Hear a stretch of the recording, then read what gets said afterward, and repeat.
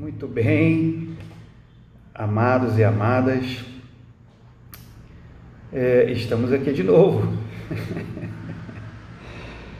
Sabe, queridos, eu fico um tanto quanto envergonhado em fazer esses vídeos, sabe? Eu sei que algumas pessoas podem interpretar mal, porque nós não estamos ali cara a cara, né? E não podemos ampliar o escopo, não podemos conversar, tirar dúvidas que podem surgir no coração de algumas pessoas. Enquanto eu vou falando aqui, eu queria que você abrisse a sua Bíblia em Êxodo 20, tá bom? Que aí você já vai abrindo enquanto eu vou falando aqui, vou tagarelando aqui com vocês. Eu fico preocupado se algumas pessoas não se sentem incomodadas porque elas querem expressar alguma dúvida, falar alguma coisa, e não é possível porque nós não estamos ao vivo, não estamos cara a cara, né? Não estamos assim frente a frente. Mas creiam-me, a intenção aqui é levar paz, é permitir que você tenha um momento de reflexão e que o Espírito de Deus possa atuar na sua vida. De qualquer forma, ainda que eu tenha essa dúvida com relação àqueles que recebem a mensagem, eu me sinto muito feliz de poder falar a vocês. Então, eu acho que agora já deu tempo de você abrir a sua Bíblia em Êxodo 20, não é isso? Lá em Êxodo 20, nós vamos falar sobre um versinho. Mas enquanto eu vou falando aqui, você vai pensando aí comigo. Eu vou começar fazendo uma pergunta. Como você desenharia a cara do mundo? Como que você formataria na sua mente agora uma imagem que seria a cara do mundo? Seria uma guerra, um avião de guerra disparando um míssil, soldados no meio de um tiroteio, de um conflito? Qual seria? Uma criança de 11 anos, 12 anos, apontando uma arma, que não é algo muito difícil aqui nesse mundo. Eu mesmo já passei por isso, uma experiência que talvez eu possa contar para vocês um dia desses, ou quem sabe até hoje, depende. Você poderia talvez estar pensando na sua mente num rio poluído, cheio de peixes mortos, porque você é uma pessoa que se preocupa com o meio ambiente, e você é uma pessoa sensível à causa dos animais, por exemplo, que são maltratados, né? São jogados na rua. Ou vem à sua mente uma imagem de um marido e uma mulher se agredindo, um casamento indo para o lado da violência, da crueldade e até da morte. Eu não sei que tipo de imagem você consegue formar agora, mas a pergunta é essa: como que você vê o mundo nesse momento? Qual é a imagem que se forma na sua mente? Deixa eu te passar alguns dados aqui para você entender um pouquinho. Daqui a pouco a gente vai chegar lá no raciocínio. Nos Estados Unidos, uma mulher é espancada a cada 15 segundos. Querido, eu não estou falando no Brasil, onde as pessoas dizem que nós somos atrasados, machistas, e outros adjetivos. É nos Estados Unidos, um país que se diz o país da liberdade, da democracia. A cada 15 segundos uma mulher é espancada lá. Mas eu tenho alguns outros dados aqui bem complicados. Mas a pergunta é: como você desenharia a cara do mundo? A fome. O que você acha da fome? Hoje nós estamos vivendo o momento da pandemia, do coronavírus, e o mundo tem sempre pandemia. H1N1, gripe espanhola, peste negra, e etc. Mas desde que a humanidade foi derrotada pelo pecado e a questão moral tomou conta da vida dos seres humanos, você sabe qual é a principal razão da morte entre crianças no mundo? Não são as pandemias, é a fome. Nesse exato momento que nós estamos falando aqui agora, alguma criança morreu de fome. Em algum desses segundos que nós estamos falando aqui. Para vocês terem uma ideia, a última pesquisa, a última estatística diz que 8.500 crianças morrem de fome por dia. Eu peguei isso aí na internet, no blog Cabeça de Líder da Jovem Pan. Essa pesquisa foi divulgada no dia 14 de março desse ano, de 2020. 8.500 crianças morrem de fome por dia no mundo. Um outro blog, uma ONG, na verdade, a ONG Salvem as Crianças, no dia 20 de maio de 2019, ela postou que 500 milhões de crianças vão sofrer sequelas permanentes nos próximos 15 anos por causa da fome, da desnutrição. Ou seja, daquelas que não morreram, 500 milhões delas vão sofrer de problemas, de sequelas graves, permanentes para o resto da sua vida. E aí, como é que você desenharia a cara do mundo? O aborto. A cada ano, aqui também é os Estados Unidos, tá? Aqui também é um país com uma cultura acima dos países subdesenvolvidos, um país que tem uma educação muito melhor do que muitos países, acesso à educação, acesso a oportunidades, acesso à informação. 862 mil abortos em 2017. É a última pesquisa que eu consegui encontrar também na internet. Foi divulgado em 18 de setembro de 2019 pela France Press, uma empresa conceituada, de informação, do mundo da informação. Isso significa que são 16,5 abortos por segundo. Se eu fiz a conta certa, são 16,5 abortos por segundo. É complicado. Muito complicado. Como é que seria a cara desse mundo? A Unicef estima que cerca de 100 milhões de crianças vivem na rua, nas grandes cidades. Mais de 37 milhões, quase 40 milhões de pessoas estão infectadas pela AIDS.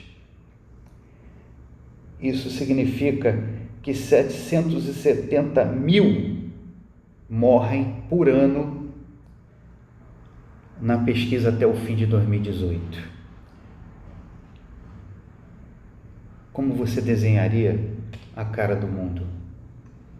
O fato é que hoje todos somos vulneráveis às drogas, à gravidez precoce, ao aborto, às pandemias, ou seja lá mais o que for, à fome. Esse é o mundo que nós vivemos. Que cara tem esse mundo? Sabe, a humanidade vem tentando encontrar soluções para essas coisas. E aqui eu quero entrar na questão da ciência. Nós estamos vivendo uma pandemia de um vírus que já é conhecido há pelo menos 10 anos. Esse vírus já é conhecido, o Covid, que hoje é o Covid-19.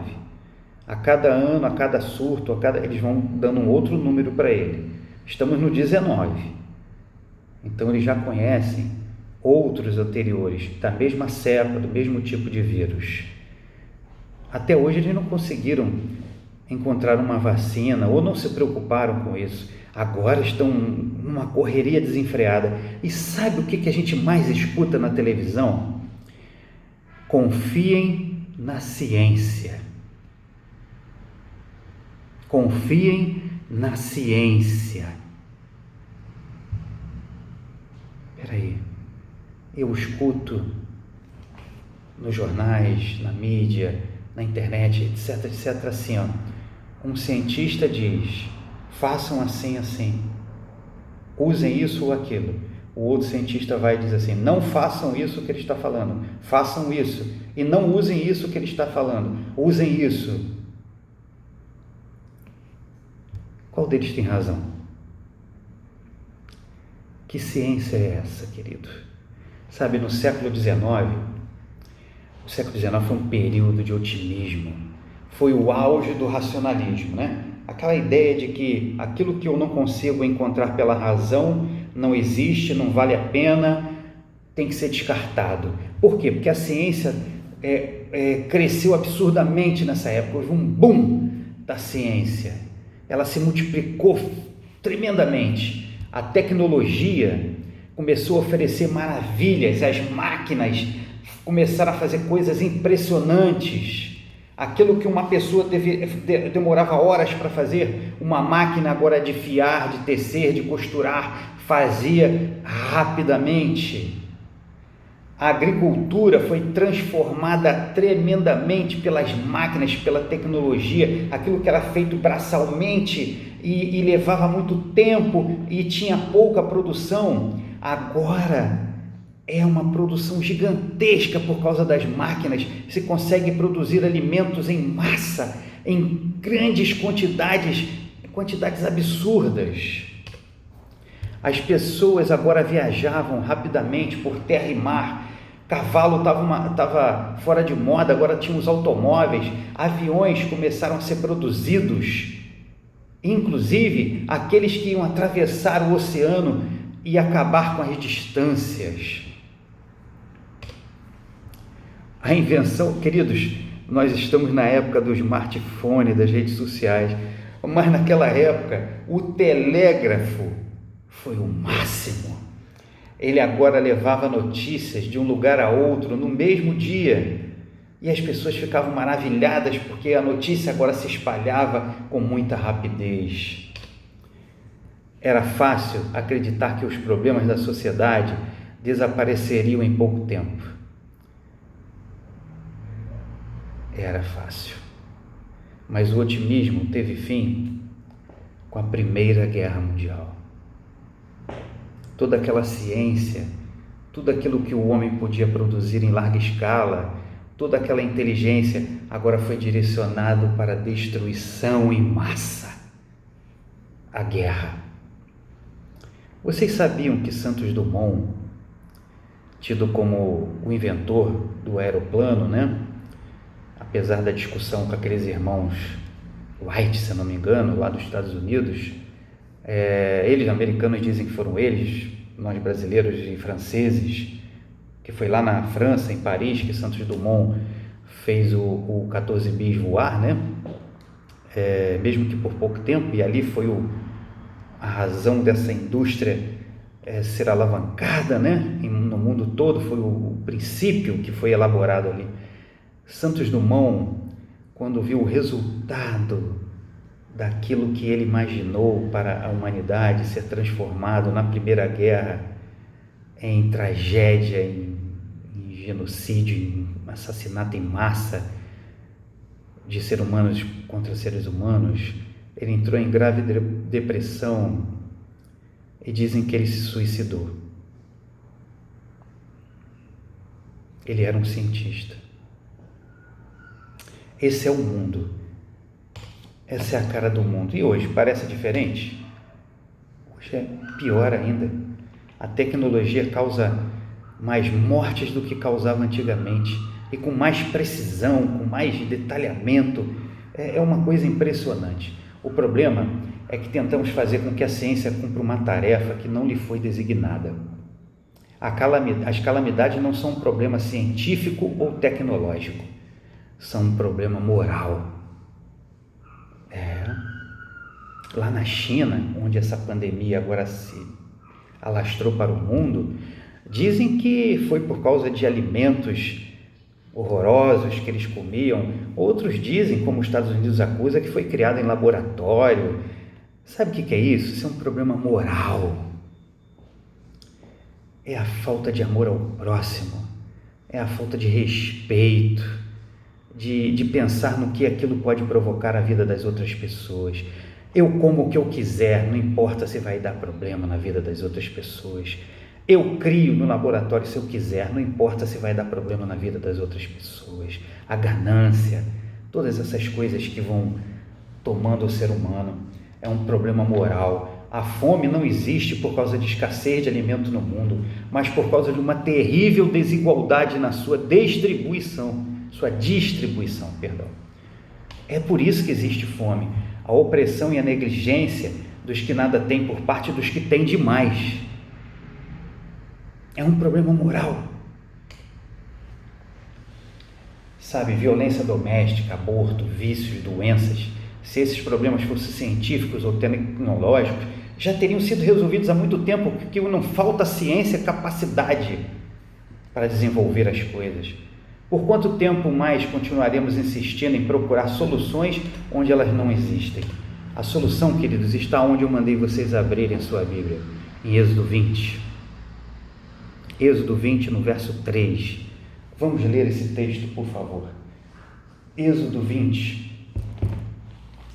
Êxodo 20, no verso 3, diz assim: não terás outros deuses diante de mim. É um versinho pequenininho assim. Não terás outros deuses diante de mim. A humanidade tem buscado solução aonde não há solução. O problema do ser humano é moral. E esse problema só pode ser resolvido por um Deus que é moral.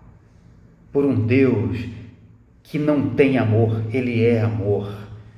Por um Deus que criou os seres humanos à sua imagem e semelhança, para que eles amassem uns aos outros, e a natureza, e aos animais, e a todas as coisas que foram criadas.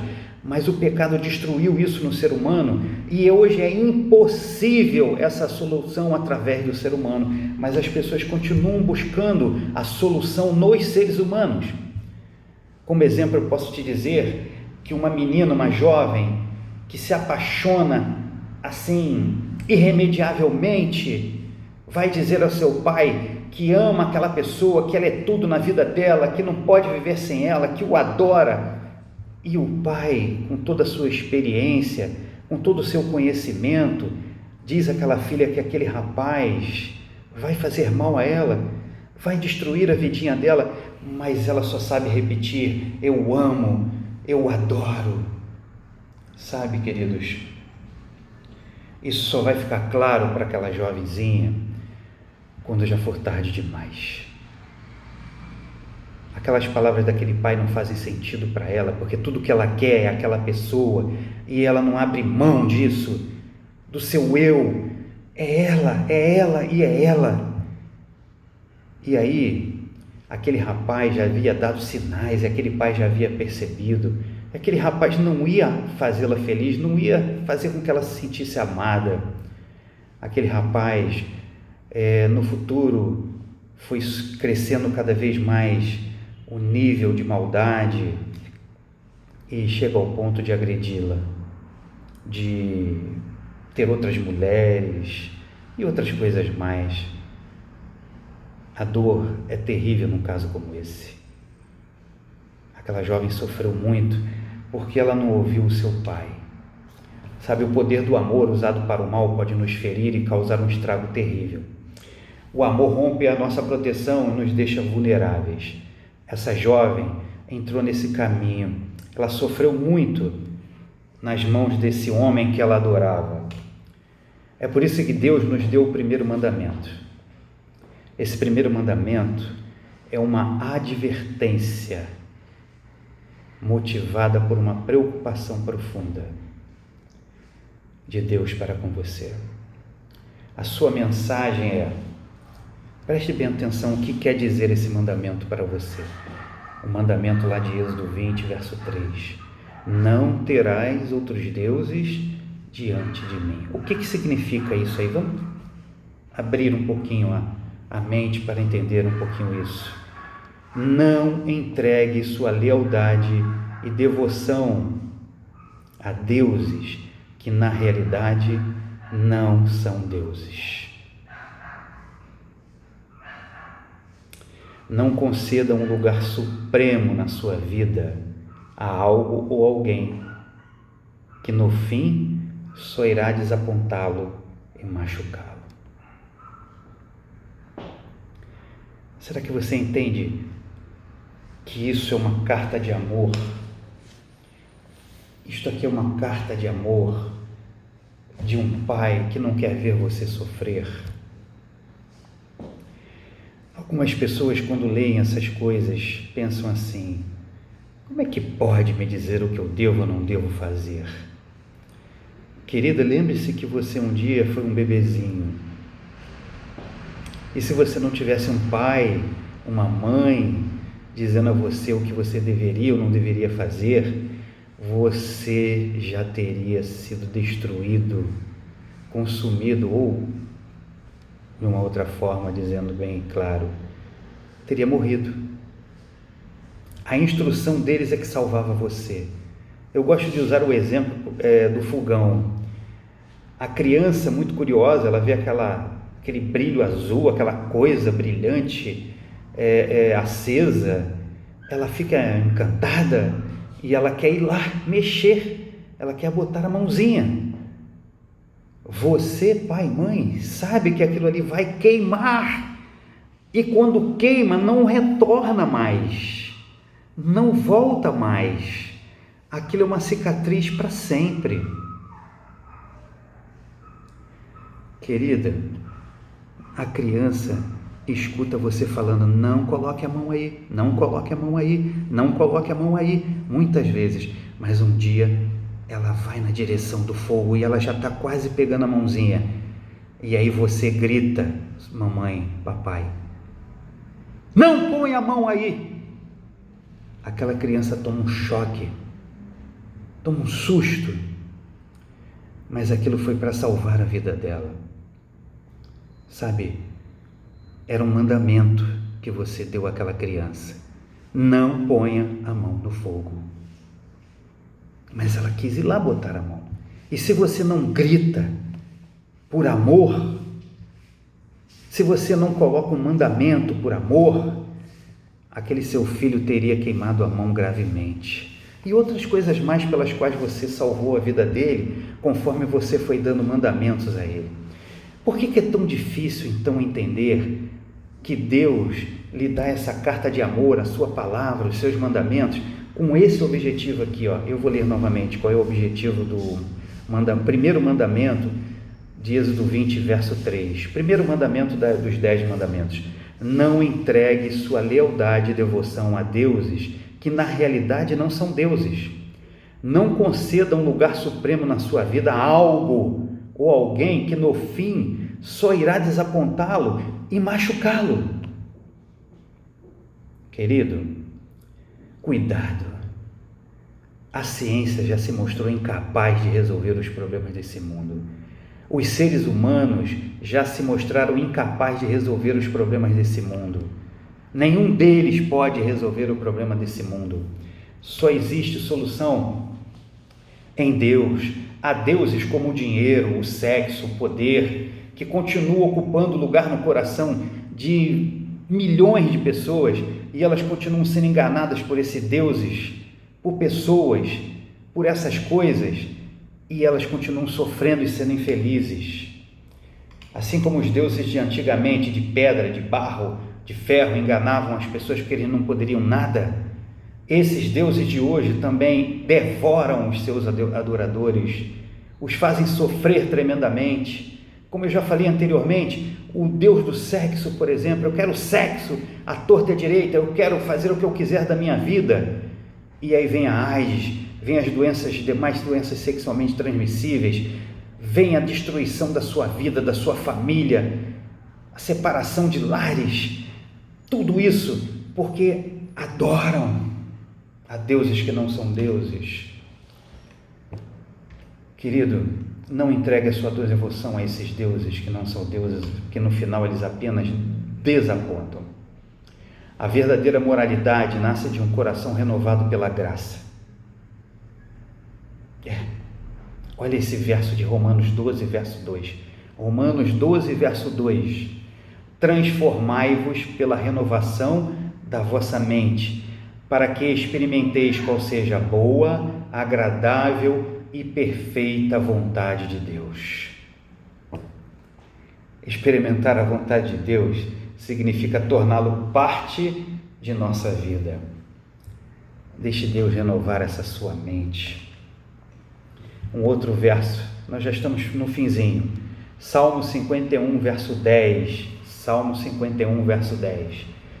Cria em mim, ó Deus, cria em mim, ó Deus, um coração puro e renova dentro de mim um espírito inabalável. Sabe o que esse verso está dizendo, querido? Que essa renovação, um ato de criação, é um dom de Deus. Você só poderá ser renovado quando você deixar de ser teimoso, como aquela criança que quer botar a mão no fogo, e deixar que Deus mude esse espírito que há em você, essa dureza que há no seu coração, essa luta que você tem de não ser obediente, de não seguir os seus princípios, não seguir a sua carta de amor. Cria em mim, ó Deus, um coração puro e renova dentro de mim um espírito inabalável. Queridos, não terás outros deuses diante de mim. Os outros deuses não devem ser substituídos por um vácuo no seu coração.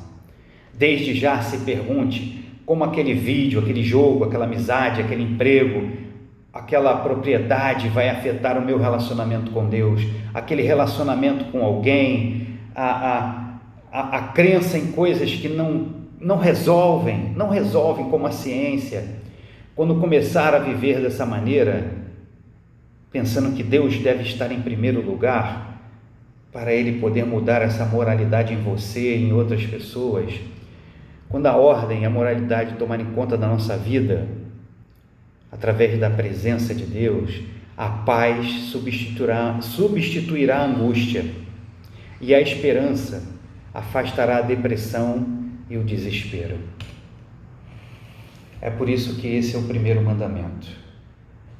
Ele precisa estar em primeiro lugar na sua vida para que todos os outros façam sentido, senão não fará sentido algum. Eu já me alonguei demais hoje, passei muito do tempo que eu normalmente costumo fazer. E eu vou encerrar com esse último verso, Provérbios 23, verso 26. Dá-me, filho meu, o teu coração, e os teus olhos se agradem dos meus caminhos. Primeiro vem a entrega, depois a alegria da obediência. Primeiro deixe Deus realizar o dom da mudança na sua vida, de mudar o coração, for torná-lo puro. Depois vem a alegria da obediência. Entendeu? Você, agora adulto, lembra do porquê você não podia botar a mão lá. E hoje você tem as suas mãozinhas, inteirinhas, porque a sua mãe e o seu pai te deram um mandamento. Lembrem-se de quanto Deus os ama através desses mandamentos também. Fique na paz do Senhor. Vamos orar. Maravilhoso Deus, a Ti nós damos toda a graça, toda a glória e todo o louvor. Só Tu, Senhor, pode resolver um problema de um mundo como esse. E nós sabemos que podemos ter paz ainda aqui, porque a nossa esperança é que nós vamos viver num mundo ainda melhor, um mundo muito melhor, um mundo puro, sem morte, sem dor, sem pandemia, sem qualquer outra coisa. Quando Jesus voltar para nos buscar, nós vamos viver nas moradas do céu, lá onde o Senhor preparou tudo para nós. Ele disse que viria e veio como homem, e depois ele disse que viria como Deus para nos resgatar, e eu tenho certeza de que ele virá. Essa esperança alegra o nosso coração. Eu te peço que isso seja também a esperança desses que estão ouvindo essa mensagem, em nome de Jesus. Amém.